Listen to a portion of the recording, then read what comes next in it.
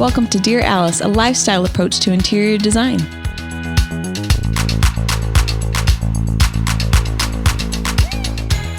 Hello, everyone. Welcome to Dear Alice.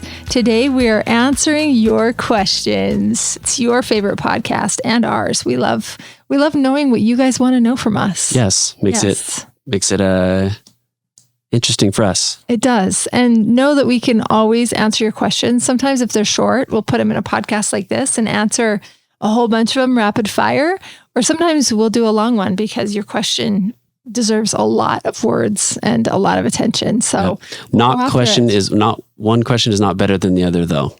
True that. Yes, that is true. But first, a quick word from our sponsor, Alice Lane. If you guys have ever wanted to follow the design process, our Instagram shows it all on Alice Lane Interiors. That's the interior design side of our business.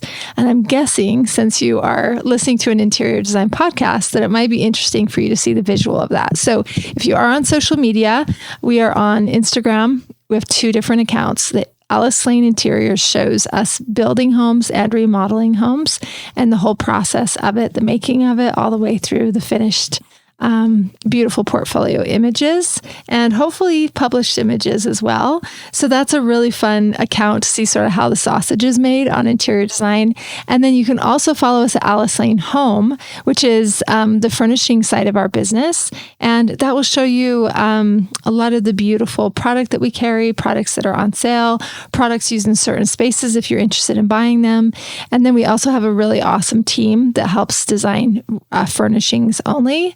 And they do that service for free. So you can tap into them on Alice Lane Home. So check us out at Alice Lane Home or Alice Lane Interiors. We'd love to have you follow along. Feel free to DM us or also ask us questions about any specific projects. We're happy to answer back. Now let's get into their questions. Okay. The first one I think is a great one to start with. This is kind of like a topic we've talked about in multiple episodes of Dear Alice. Yes. So the listener is asking, can you elaborate on the art of effing it up a bit or how to give a room that slap in the face? For a safe decorator who wants to inject something bold, how do you choose something that you won't tire of when the shock value presumably wears off? I'm thinking lots of us have, and she mentions like a couple names we won't, but like the farmhouse look, since they're so achievable. Anyone can put those looks together. The problem is that all of our houses look the same. So where to begin when you want to take a good foundation, throw in a curveball to create some uniqueness? I'm thinking interesting collections of art, etc. But it somehow feels like that really achievable look. Thanks so much. This is a really good question. Yeah. So I wanted to first start out by saying the art of effing it up a bit. This kind of comes from, I don't know if you guys remember, but a long time ago, Rachel Zoe, the celebrity stylist, had a show. And she taught people how to style people's outfits and showed celebrities being styled for the red carpet. And Brad Goretzky was her assistant. And he's this really fabulous gay. And he's really outspoken and super fun. And of course, all the girls love him.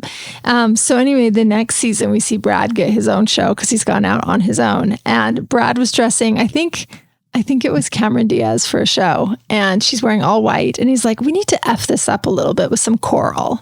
Like, meaning like we need to put like a coral belt on or something, but it was just like too perfect. Mm-hmm. And so I've just taken that from Brad Goretzky probably a dozen years ago. And I just thought it was so funny that when something's just too perfect, you kind of have to slap it in the face or F it up a little bit with some coral, in his words. But, you know, it might be something else. I really love what you're saying. Whoever sent us in this question, I think it's a great one. Because there is like this thing that's really safe about doing the same thing that your neighbors have or buying the same thing. But there is something really rewarding about having a home that's unique to you and really original to you. And I remember I worked for this client once that said, I don't want what everybody else has. In fact, don't sell me anything that anybody else is going to have in the future that you're going to continue to sell. And so we had to do this exercise of going to the Denver Design District and the LA Design District and choosing lines that we don't carry and choosing original art and original rugs, using rug lines we don't typically use that are super exquisite. And it was such a fun exercise. We just had to absolutely break our own mold so that he would have an absolutely original home. And it's one of the most things that we're proud of today. Unfortunately, we can't shoot it because he doesn't want anybody to copy it. And we're sad that we can't share the images. This house is 40,000 square feet. So it took us the better part of 5 years to do. And we're super proud of the work. It's really stunning. But what I did learn from that project and what I want to pass on to you is that you really do want your own look. You are all individual people. And the more you try to look the same, the more comparison comes into play. So one way to really slap that room in the face is, first thing is going to be like color. So wall color.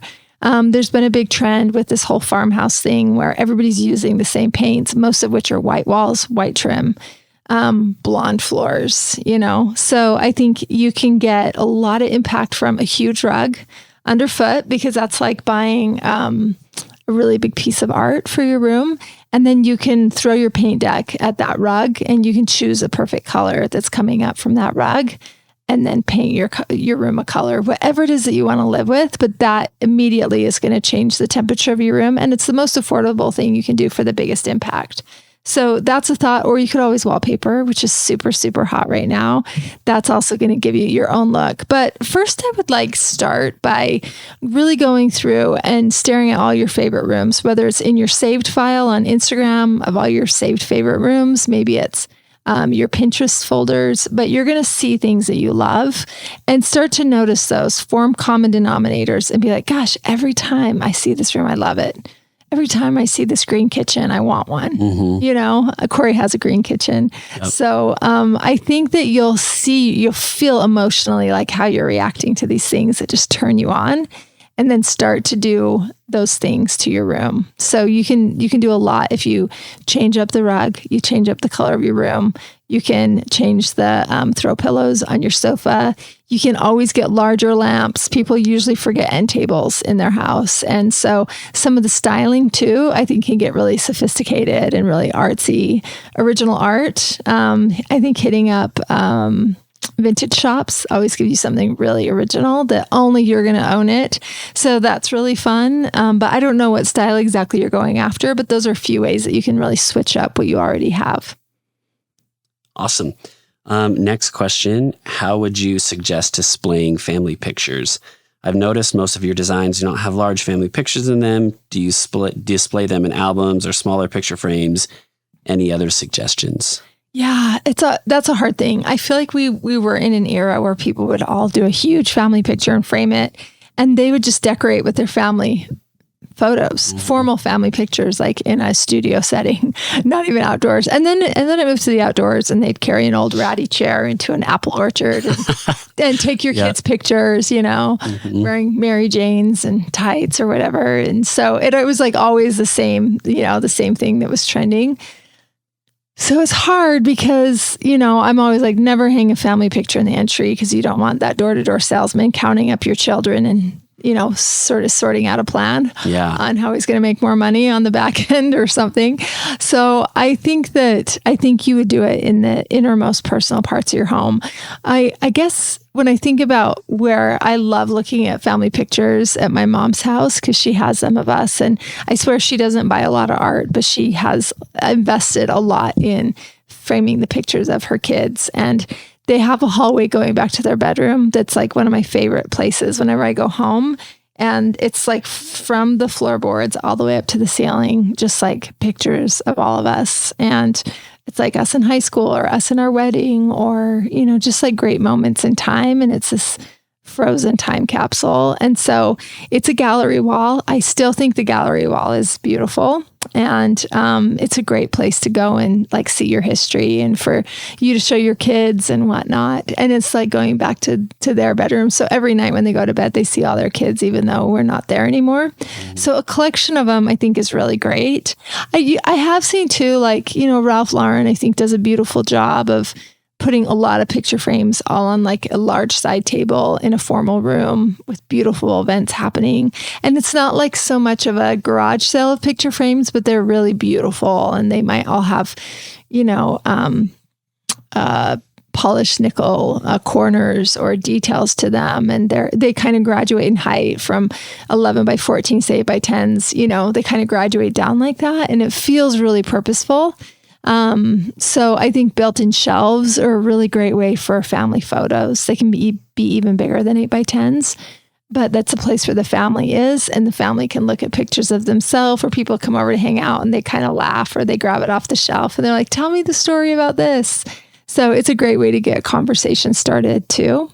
So I think those are some really fun ways. One other instance we did in a client's home was in each of the children's bedrooms, they had a vestibule before you went into the room, meaning you opened a door, you were in a small little area, and then you open another door and you're in the room. So that in-between area is called a vestibule. So we wallpapered the vestibules in something that just really made those kids, those preteens, happy at the time. And then we just littered all of the walls with all their best moments. And the kids were dancers or, anything that they're great at. All the pictures were framed in the vestibule of just them. So they had their own little moment of all their things. And you can even frame their artwork, and then they really installed them, hung them on the wall with a nail. And it's like one of the most beautiful prized spaces for these kids to just be in their own space and see all their own moments. So I think there's great moments to do it without having to quote unquote decorate with family pictures like over a mantle and do it in a formal way. Yep. Next question. Would love to know what siding you used on your home, Jess? Good question. So on my house, I have cedar shingles from Michigan Prestain, and you can choose a color that you want them. And then, aside from my shingles, I have a stone foundation, and then where there's siding, that is hardy board. So, and that's installed horizontally. And then I had to choose a paint for that color, and that was hard. Yes. We just talked about that in another podcast. We did. Yeah. We did. Yes. Okay. The next question is achieving a luxe look for less. How do you do that? I think about that. You know what? I think we all do this. I think Sue does this. I do this. You probably do this. I feel like luxe to me is something that, I learned from watching the greats. And I think one that we all understand and know is Ralph Lauren. You can go into his showroom right now. They're at Theodore Alexander. If you guys are to the trade, and you can experience his showroom. And the one thing that they have in common is scale. Scale makes everything, scale meaning the size of things, it makes everything feel more luxurious, more expensive. Err on the larger side of scale? Yeah, yes. For sure. The rugs are massive. The side tables are huge. They could be small dining tables. The lamps are like a normal lamp, not a normal lamp, but a normal lamp that we would like to use is probably 36 inches tall. A Ralph Lauren lamp is in the 40s of inches, 42, 48. Huge ginger jars that are turned into lamps with big white linen shades. And his chandeliers are massive. The scale of his lighting is bigger than anything else that Visual Comfort has. So if you choose big, you're going to look luxe. That doesn't mean you have to pay luxe prices. So I think you can incorporate that, whether you love vintage shopping or you love shopping at Home Goods, you can look for the larger items and bring those home, and you're going to make your house feel more grand and more luxe by using larger anything. Larger. Totally. Yeah. Two things that I remember I've learned this from being on this podcast, and you and Sue's talking about it, but when throw pillows, for instance, that was just kind of like a light bulb to me. Yeah. It was like, if you buy two bigger, like 22, 24 inch pillows, you don't need all those little small ones. So therefore you're like saving, what I mean, some money. You don't have to buy a bunch of 18 or 20 inch pillows. Definitely. The next, when going to, what is like, not secondhand, but like, vintage. Yeah. Vintage shopping, using like maybe an old like dining table from that, and like using that as a side table to get a larger scale. Totally. Those two things were both, when I heard them, was like, oh yeah, that totally makes sense. Yeah. And maybe a better or a good way to get the luxe look for less, I guess. Mm-hmm. Yeah, because one of the things about vintage shopping is that in my opinion, everything back then was smaller because the people were smaller. Everybody think about your grandma. The homes were smaller too. Exactly. The cars were smaller, you know, even like if you think about, you know, some of the earlier series of like a BMW 3 in the 80s was tiny. The BMW 3 today is like a full blown sedan. So everything's getting bigger. So when we do say go vintage shopping, the dining tables, like you're saying, are smaller scale, and you can easily use those as an end table and it will look so regal and people will want to know where you got it. Yep. You'll say, sorry, it's vintage. It's a one of a kind. Yeah. And you giggle inside. And you're like, I'm winning.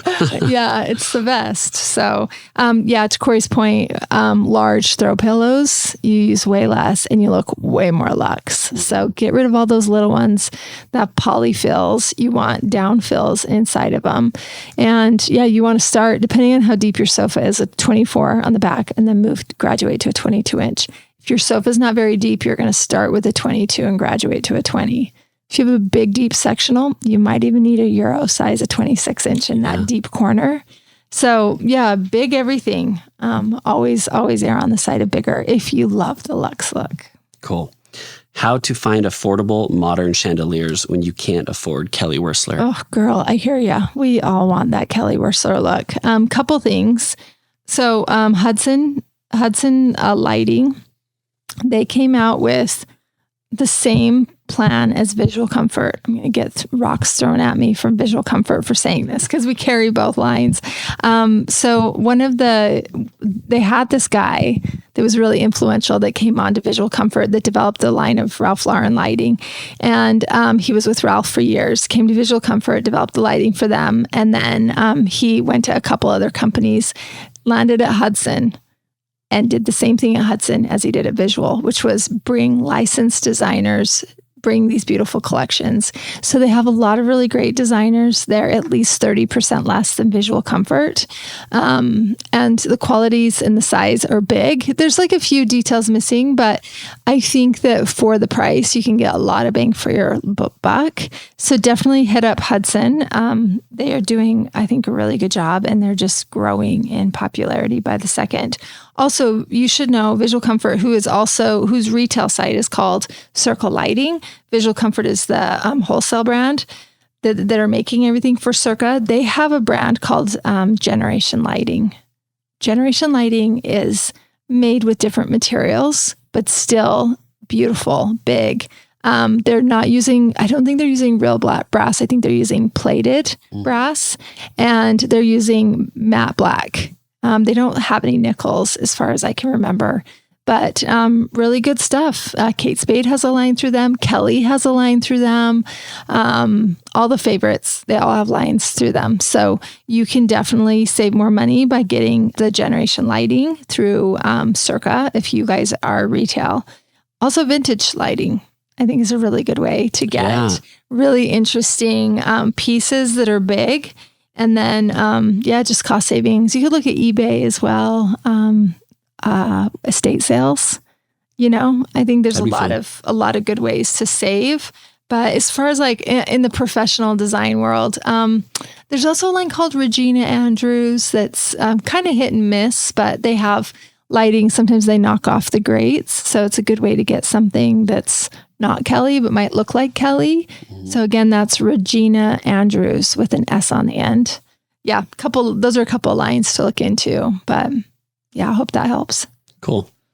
How to make your own design board for a build? Yeah, great question. Okay, so a couple of things that I like to do, and I give this advice a lot. I would go to Pinterest if I were you. And then you can search certain keywords until you find your favorite image. And then you're going to save that image in, you're going to make a folder called Dream House or whatever. And then within Dream House, or maybe it's the new address, or, you can call it whatever you want. I called mine Dream House. And then within it, you're going to make folders for all the rooms in your dream house. So you're going to have like your master suite. You're going to have your powder bath, your kitchen, your family room, your living room, whatever spaces you have, your home office. And you're just going to allow yourself to dream. Don't think about anything else, but just dreaming of what it's going to be. You can always value engineer your most beautiful ideas. So don't scale back. Once you find that beautiful image, stay on that and then scroll from there down the screen. Because once it's open, you scroll because anything like that image will start to come up. It might even be that image of the same room, but different angles. And then you can just keep pinning that to whatever room that is. Let's say it's a kitchen that you're obsessed with. You're going to get every angle of that kitchen. And then you kind of keep going through that, go down a rabbit hole. And then you just keep saving your favorites. And then on your favorites, once they're open, you scroll down and find more, or you find out who the designer is and you search their work. So you find everything that you want to look at in kitchens. And then you can save what you want about the kitchen. Love these pendants, or love this countertop material, or I love the way they laid out their drawers instead of using cupboard doors, or, you're going to form opinions when you're looking at it about every single room and every detail in the house. And then when you go to your dream house and you're trying to communicate to your builder what you like, you can easily print it off and give him a few images for him to share with his subs. But it's a great way to continue back and access it, especially if things are not going right. You're like, just a minute, let me get my head straight again. And let me remember, like, my North Star is kind of what we call it in-house. Let me remember who I am, and then I can give better direction. But sometimes when you see too much, then you get confused about what you want. And so keep going back to that North Star. You know what every builder should do is they should have a Pinterest. What is it called? Like a board account. Yeah. That their clients can share with them, so they can be like, this is so-and-so's house, and just have all that. As an owner, a homeowner, I can share my board with whoever I want to. So I can invite you to my board, and then you're in. So they should they should say, hey, do you have any Pinterest boards you want to invite me to? And if it's well organized like that, he'll be more likely to use it than if it's just like a million pictures in a folder and he doesn't know if you like the kitchen, or if it's just the lighting, or you really only like the countertops, but you hate the kitchen, or do you know what I mean? Yep. So that's why the main folder and then all the folders within the folder are a great way to organize it. Yeah. Then you can have like your architect on it, your designer. Invite everybody that needs to be in that. Yeah. That's awesome. Is Backsplash Out, is it all about the slab now?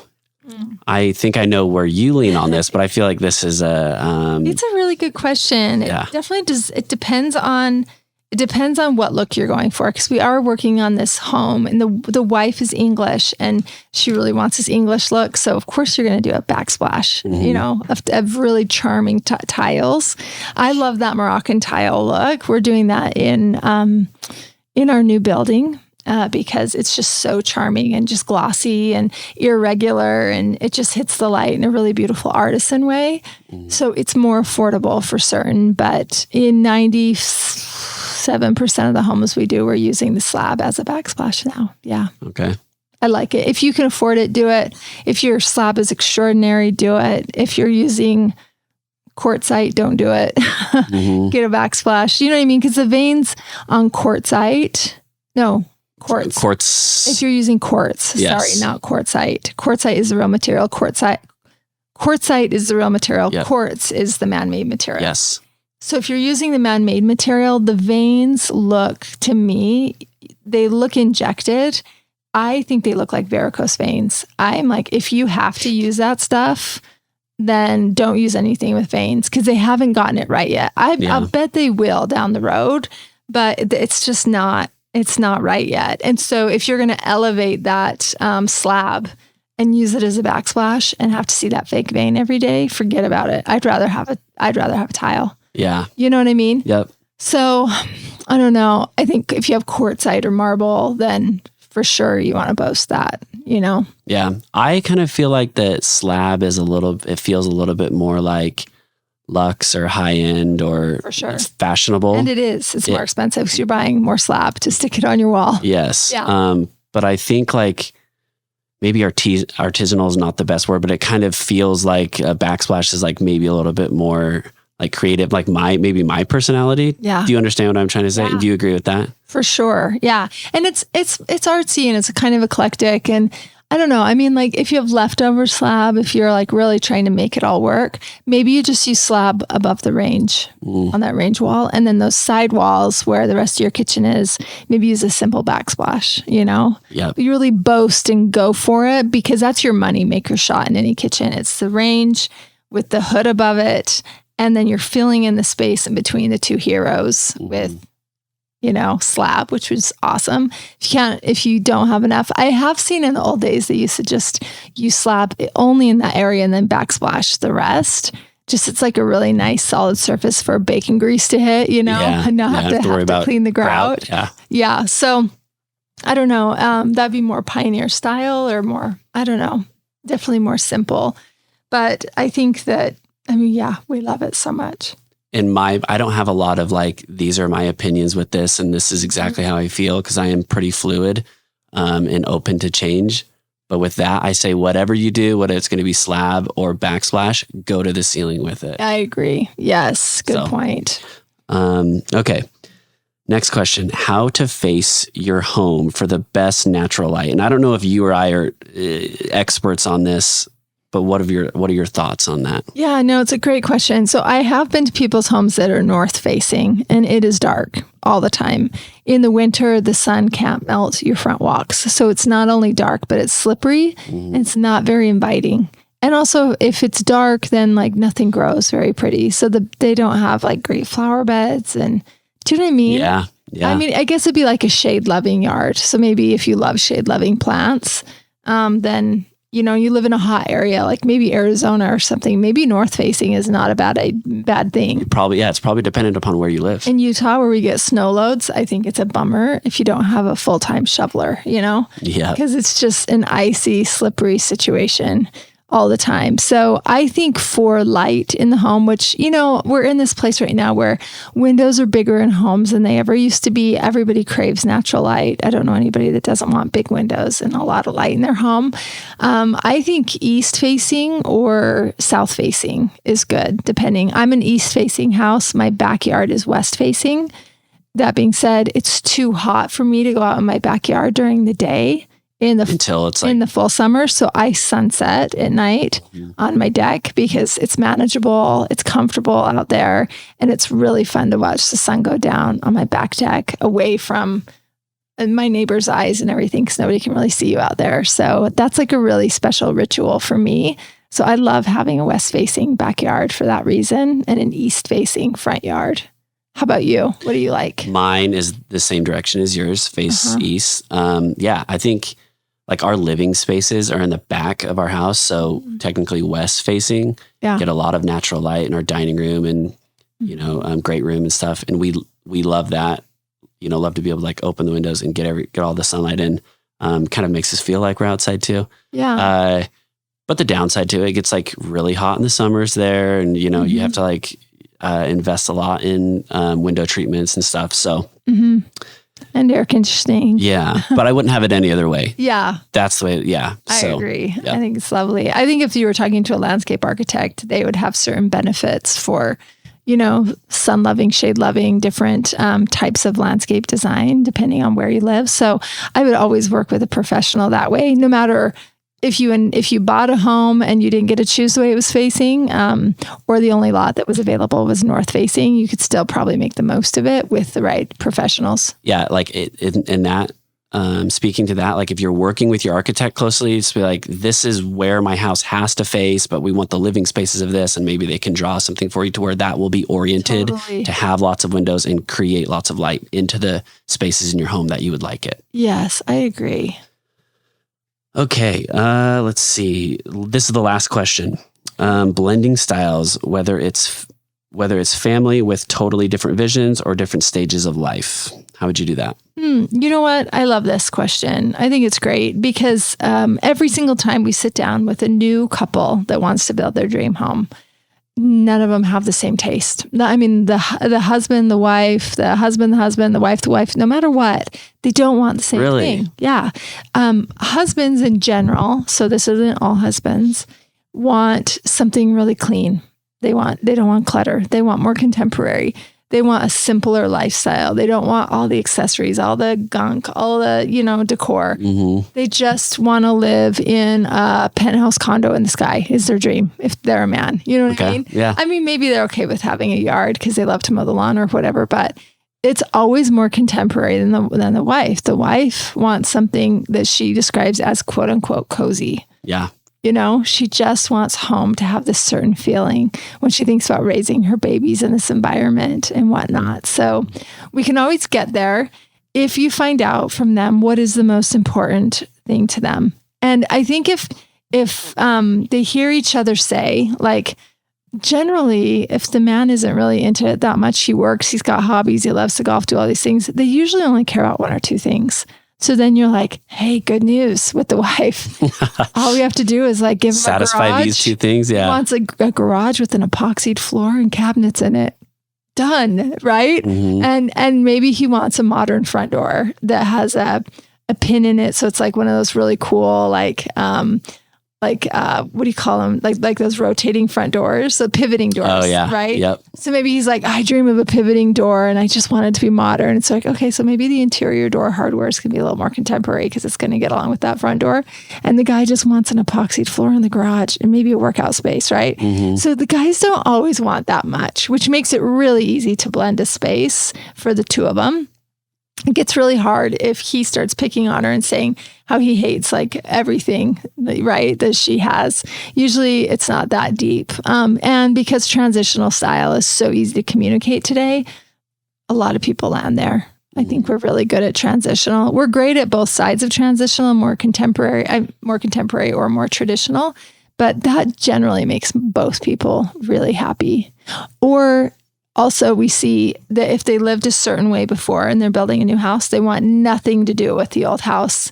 So the only way they know how to communicate what they want is, I don't want what I had before. And then they're both on this new adventure together. So then you find out what's important for her in front of him, so that he gets to hear it. And he's like, okay, I can agree to that. And then he says what's important to him. I need a theater. I need a workout room. I need a garage. Great. Easy, And I want to make sure the fridge this time is, I want 2 fridges or whatever.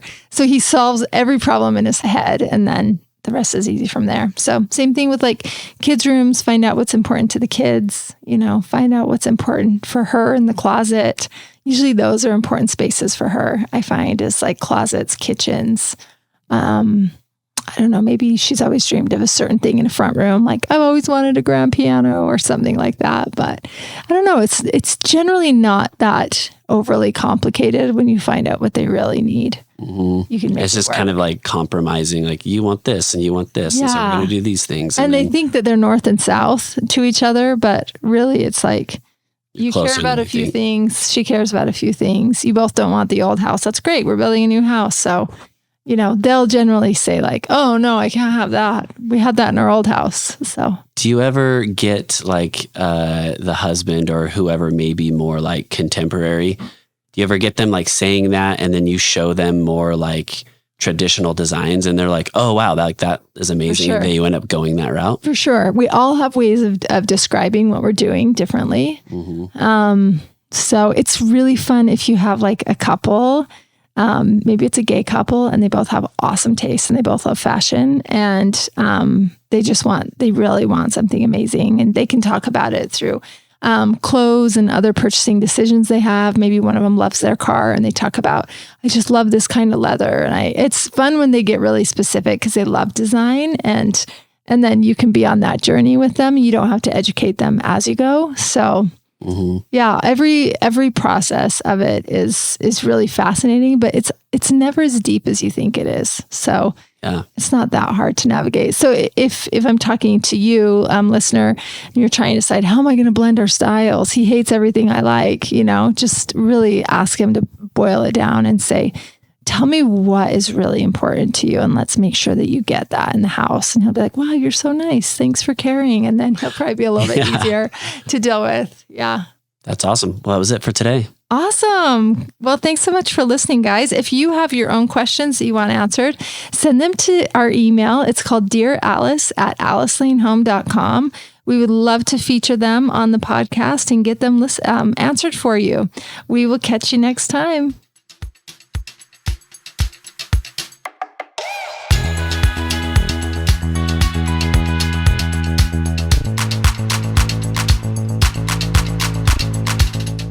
Thanks for listening. If you like our show, please leave a 5-star rating.